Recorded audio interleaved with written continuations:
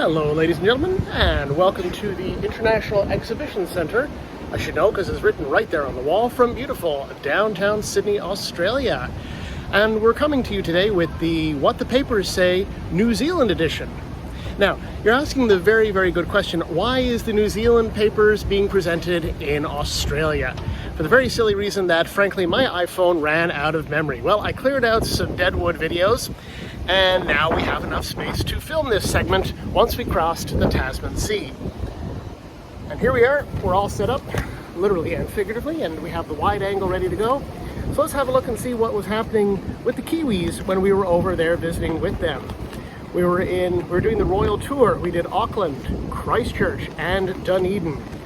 So we're going to look at, an old edition of the Christchurch Press that we picked up, Song Prayer as Case Starts. So we're talking about water rights here, and the court allowed for the local Maori iwi, that's IWI, to perform, well, not perform, but have speeches, prayer, and song in court. Sometimes in Canada you see that happening outside of the court, but this was considered part of the proceedings. So that's an interesting way, and it's of doing it.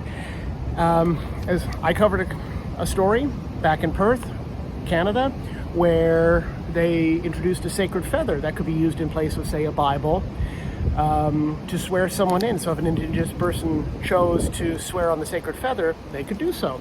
So as part of the ongoing reconciliation there in New Zealand, that was good to see. That was back a little while ago, though.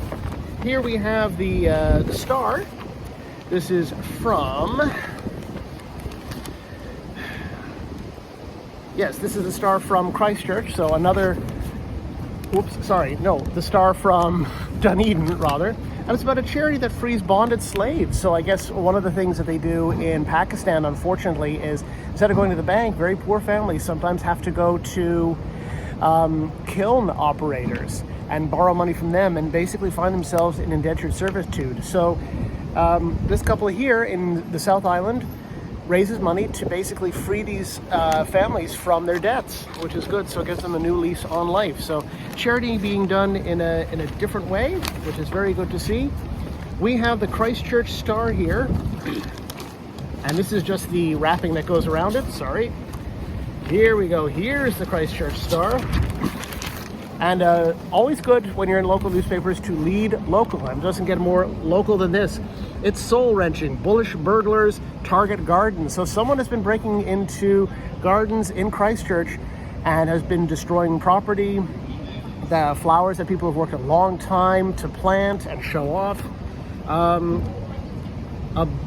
metal bowl sculpture, handmade, cost $4,900, was stolen from a garden center recently. So there is a cost to this. I mean, it's not just Granny's geraniums that are getting dug up, and there's a lot of sentimental value for that. I mean, Granny worked hard on those, right?